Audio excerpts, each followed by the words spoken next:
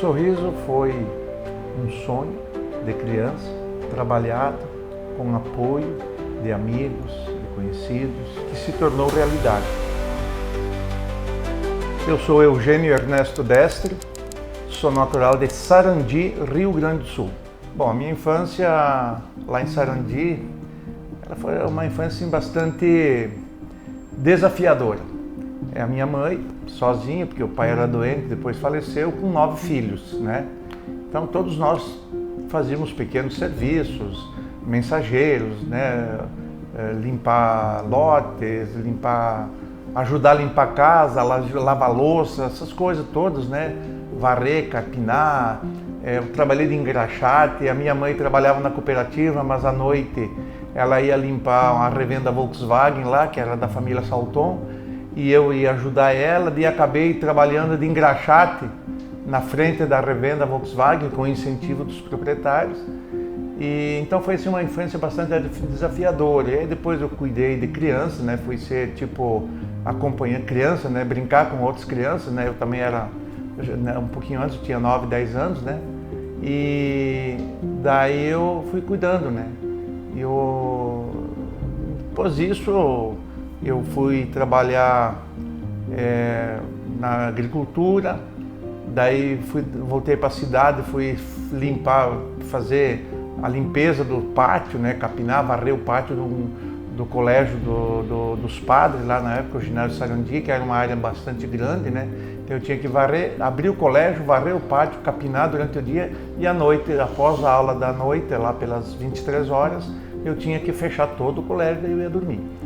Então, assim, foi assim uma bastante desafiadora, mas que me serviu como norte de vida, porque eu sempre defendi, e isso foi o legado que o meu pai deixou 2 dias antes de morrer, onde ele disse: meu filho, tu vai crescer, você vai ser alguém na vida, você vai ter um capital que vai poder te dar um pouco de dignidade para você, tua esposa e teus filhos, se você venha a ter. Mas nunca pise em ninguém para subir e nem queira o que não é seu. Então, isso eu levo como a maior herança que o meu pai poderia ter me dado. E é assim que eu agi, é assim que eu procuro agir, é assim que nós agimos, tanto eu quanto a Vera, com as nossas filhas, né? E assim, após isso, após o ginásio, eu fui a Porto Alegre, fui trabalhar lá como entregador de carne, entregador de panificadora, fui trabalhar no almoxarifado de uma empresa que presta serviço para a Companhia Estadual de Energia, fui trabalhar na mesma empresa construção de rede, porque ganhava um pouco mais. Daí voltei a Porto Alegre, fui trabalhar como office boy numa construtora e eu saí de lá sendo comprador, né, para voltar para Sarandi, aonde em Sarandi, isso foi em 1980, né, na metade de 80, eu voltei para Sarandi e aí eu fui convidado para fazer o teste lá, né, o curso, para ser fiscal sanitário do Estado. E essa profissão eu exerci até o dia que eu vim para Sorriso. Quando meu pai foi internado, passando mal, eu estava na casa da minha mãe de coração, que é a Maria Lúcia Ultramar e o Thales Ultramar, que eu cuidei da filha deles, né, a Graciane, e daí eu estava lá na casa deles, né? Eu morei com eles muito tempo. E até hoje, a Maria Lúcia, que nós carinhosamente chamamos de Malu, ela é irmã do Delmar Salton, que reside aqui em Sorriso, e ela ainda é viva, e eu converso periodicamente com ela, e ela é minha mãe do coração. Ela me ajudou muito, me orientou muito também na vida. Então eu estava na casa dela quando chamaram, isso foi no sábado à noite, né? E o pai veio a falecer numa quinta-feira seguinte. O pai faleceu em 1970, né, no mês de maio. Em setembro, os pais da Vera, né, com a família, eles foram morar em Sarandi, a 50 metros da casa onde nós morávamos. E aí, a gente era adolescente, todo mundo, né? Eu tinha 12 anos, quase 12 anos. E a gente ficou, se conhecia, brincava com os irmãos dela, eles tudo, né? Se encontrava periodicamente, a gente fez uma amizade boa. E eu lá com uns 14 anos, eu comecei a gostar dela de forma diferente. Né? Só que ela não... Ela é quase 3 anos mais nova que eu, né? Então era muito nova, ainda não tinha esse pensamento, né?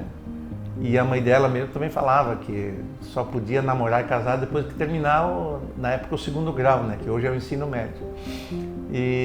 Mas eu namorei ela 6 anos até ela aceitar namorar comigo, mas nós éramos vizinhos. A minha mãe, ela era muito rígida, né? E depois, lá na frente, eu fui descobrir por quê. Porque ela tinha casado grávida. E ela morria de medo que eu ia engravidar. Porque ela deve ter sofrido muito, né? Imagina, há tantos anos atrás, ela engravidou antes de casar. Então, assim, ela cuidava muito. Deus o livre, não podia ir na missa, só nós dois, nós não podíamos ir na missa quando nós começamos a namorar. Então, assim, ela sempre incutiu na nossa cabeça que não podia, que nós tínhamos que se formar. Na época, fazer o 2º grau era uma coisa boa, gigante, né? Importante.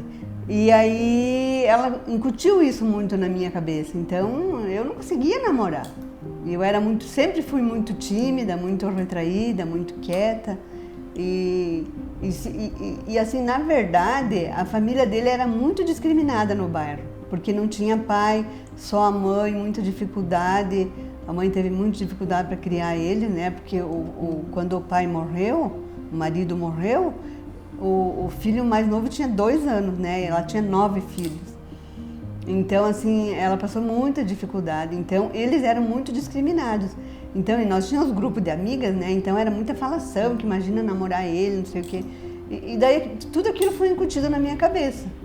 Mas depois, aí, tipo assim, ele sempre foi uma pessoa muito romântica, muito carinhosa. E é até hoje que ele se preocupa com todo mundo. Eu até falo para ele que ele não precisa salvar o mundo, que ele quer salvar todo mundo. E daí eu fui conhecendo mais ele, daí fiquei adolescente, né? E daí ele me conquistou, daí começamos a namorar. Sempre existia o sonho, né? Aquele sonho de adolescente, né? De criança, na verdade, não é nem adolescente, de criança, né? 11, 12 anos, na época era criança. E aí nós casamos, onde nós fomos morar, os pais do Gilberto Favreto e da Fátima, que mora aqui hoje, o Norberto Favreto, que eles moram aqui hoje, né? O Gilberto já partiu para outro plano, mas ele desceu para casar. E lá na casa dos pais dele, eu ia buscar leite todos os dias para nós, né? Então lá a gente conversava, batia papo, nós éramos amigos. E a irmã deles, a Maristela, que hoje mora aqui no Mato Grosso também, hoje ela está morando em Cuiabá, mas ela por muito tempo ela morou aqui em Sorriso, ela é esposa do Reinaldo Loff, que foi secretário da Agricultura, tudo. A Maristela se aposentou no fórum aqui. Ela foi nossa madrinha de casamento, então a gente conversava muito, tinha assim, muito bate-papo, ficava conversando muito. E eu sempre especulando, como que é Sorriso, como que é lá, porque a gente ouvia falar, via muita propaganda pessoal, né, do folder e tal, e eu já tinha ido conversar com os corretores lá, né, para ver como que era, para ver se tinha alguma coisa que a gente podia fazer e tal. E aí foi conversando, o Gilberto falou assim, não, liga para a Fátima, que a Fátima na época ela era secretária da colonizadora. Daí nós marcamos conversar com ela, só tinha o telefone, né? Então tinha que marcar horário, daí ela ia lá e a gente conversava. Conversei com ela, ela falou, olha, Eugênio, aqui é uma cidade que não tem, vamos dizer assim, é uma vila que não tem ainda o conforto que tem em Sarandi, uma cidade onde vocês estão morando hoje, mas eu acredito que as pessoas que vierem para cá não vão se arrepender. Falei, mas ela assim, o ideal mesmo é você vir e conhecer, porque não adianta eu falar a minha emoção, você tem que sentir a emoção, né? Eu falei, então tá, Fátima, muito obrigado, eu vou conhecer. Daí até o dia que eu estava indo na rodoviária comprar passagem, o Neivo, meu primo, encontrei ele lá na cidade e ele pedi para ele, e aí, como é que tá? Estamos indo para Mato Grosso. Falei, quando? Daqui uns dias aí, tô vendo aí para ir lá. Eu falei, eu tô indo para rodoviária comprar passagem, vou lá para conhecer Sorriso. Não, então não compro não, vamos comigo, eu vou final de semana que vem. Vamos comigo no caminhão, nós vamos em 3, aí bota o Opala lá em cima, vai o carro lá em cima, daí vamos 2 na cabine, 2 lá em cima, 3 embaixo, 3 vamos se revezando, né? E aí você não precisa comprar dinheiro da passagem, para quê? Vamos com nós. E foi justamente nos dias que eu ia vir mesmo, ia lá comprar passagem para mim. E aí vim de carona com ele, aí foi uma festa na estrada, né? Porque lá em cima, passando aí, onde que dava, lá um conforto tremendo, eu quase nem queria ficar na cabine, só queria ficar lá em cima. E aí chegamos aqui no dia 1º de fevereiro, né? Dia 2 de fevereiro, de 83, eu fui conversar com o seu Inácio Chivinski Neto.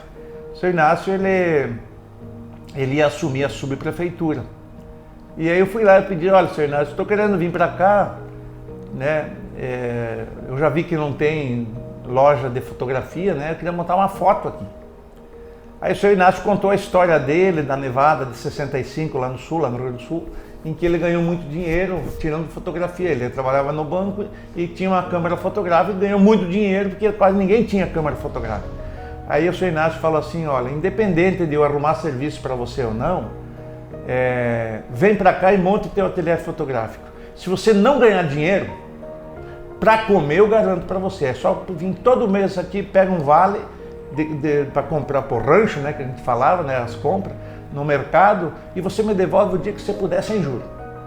Então, aquilo foi um estímulo, um incentivo que os meus pais não tiveram condições de me dar, e uma pessoa que eu estava conhecendo naquele momento me deu esse incentivo. Eu falei, não, eu acho que Deus está me dando sinais que é para mim vir para cá mesmo. A foto, nós abrimos aqui, conversamos com o proprietário da casa, era uma casa de residência, e ele tinha um quarto que quase não usava. Daí ele abrimos uma porta na frente, ele fechou ali, e um quarto de 3x3 mais ou menos, a gente instalou a foto e ali começamos a trabalhar. Foi muito difícil, porque eu nunca tinha saído de perto dos meus pais, a não ser uma semana que eu tinha ido fazer um encontro da igreja, que eu fiquei longe deles. Então eu nunca tinha saído. E daí você vinha para um lugar que eu não conhecia, ele tinha levado umas fotos para mim olhar, né? E então eu nem imaginava como que era, como que ia ser a nossa vida aqui. E daí largar meu pai, a minha família toda para trás, né? E daí nós chegamos aqui, não tinha luz, não tinha água, a água era muito escassa também. Morar numa casa que nós tivemos que dividir a casa com os móveis, porque não tinha divisória na casa, não tinha forro na casa, dava poeira, entrava poeira. Daí quando chovia, virava barro dentro de casa. Aí não tinha nem água direito para limpar a casa, né? Então foi muito difícil, chorei muito. Aí nós trabalhávamos com fotografia, a gente fotografava e tinha que ir na rodoviária levar os filmes, né? Que na época era filme, mandar para Cuiabá, para eles revelar e para mandar para nós de volta. Então eu saía daqui, do ladinho da Lenita aqui, que era a nossa loja, e ia até lá no posto Sorrisão, que era do lado da rodoviária, e daí eu olhava assim para BR, né, aquele poeirão, e eu ficava pensando, meu Deus, será que eu ainda vou ver minha mãe e meu pai? Então foi difícil. Quando eu cheguei, né, eu fui conversar com o seu Inácio para ver se ele me arrumava um serviço para garantir a alimentação de nós dois, porque eu não sabia se a foto ia dar condições da gente comer, se manter. Aí o seu Inácio falou, olha, não criou o ensino médio, o 2º grau ainda, então eu não tenho como te dar serviço ali, porque não tenho. Falei, seu Inácio, mas olha, lá da secretaria, até de varrer sala ali, eu me proponho qualquer coisa. Eu só quero garantir a alimentação para mim não passar fome. E eu não quero, né? A gente foi criado, né? O homem é o provedor da casa, né? Isso é bíblico, mas assim a gente teve essa criação, né? E eu falei, eu não quero depender de outras pessoas, eu quero eu ganhar o sustento. Ele falou, olha, eu tenho uma vaga para você, não sei se tu vai querer, né? É das 6 às 10 da noite, das 6 da tarde às 10 da noite. É de telefonista lá no PS. Falei, aceito. Ele nem terminou de falar, eu falei, eu aceito. Daí combinamos tudo, né, para aprender como é que funcionava ali a dinâmica, tudo. E já comecei. Aquele dia mesmo eu fui lá, aprendi rapidinho e já saí telefonando, né? Aí quando eu fui sair, o senhor Inácio me chamou: ei, peraí, tu não quer saber quanto tu vai ganhar? Eu falei: não, senhor Inácio, eu acho que vai dar pra mim comer, né, eu e a Vera. Falou: não, vou te pagar um salário por mês. Eu falei: tô no céu, garanti uma alimentação. E aí isso foi no dia 18 de maio, né? No final do mês de maio, a Cirlei Dalla Longa, que trabalhava do meio-dia das 12 às 18, ela pediu para sair. E aí a gente encaixou, daí a Vera começou a trabalhar. Ela trabalhava das 12 às 18 e eu das 18 às 22, 23, 24, até que tinha gente eu atendia. E nós trabalhamos muito, porque o Mato Grosso precisava populacionar, né? E as pessoas que vinham, eles não faziam documento no estado. Então, oficialmente, documentalmente, eles não eram cidadão mato-grossense. Então, houve uma campanha do governo do estado no sentido de se fazer identidade. Que fazer identidade no Mato Grosso já é prova de que o cidadão é mato-grossense, né? Mora aqui, né? E aí nós ficamos sabendo, fui conversar com o pessoal do Instituto de Identificação em Cuiabá. E aí eles vinham, as equipes vinham para cá, e aqui nós andávamos. E a partir de 1984, quando criou-se a Comissão Pró-Emancipação, que o seu Inácio era presidente, e na época os títulos eleitorais precisavam da foto, né? Então juntou-se, daí eles me pediram se eu aceitava a incumbência de ser nomeado preparador eleitoral, para fazer os títulos. Eu falei: claro que aceito, meu Deus, né? Aí eu fui a Rosário, fiz o curso para fazer o título, tudo lá no cartório, que era, na época, quem coordenava lá o cartório eleitoral é o Dr. Haroldo Canavaro Serra, que hoje mora aqui, é do Registro de Imóveis. Então a equipe dele ali, ele também me orientou bastante como proceder, os cuidados que tinha que ter, né? E aí depois me levou lá para o juiz: ó, doutor, ele está apto, pode ser nomeado, né?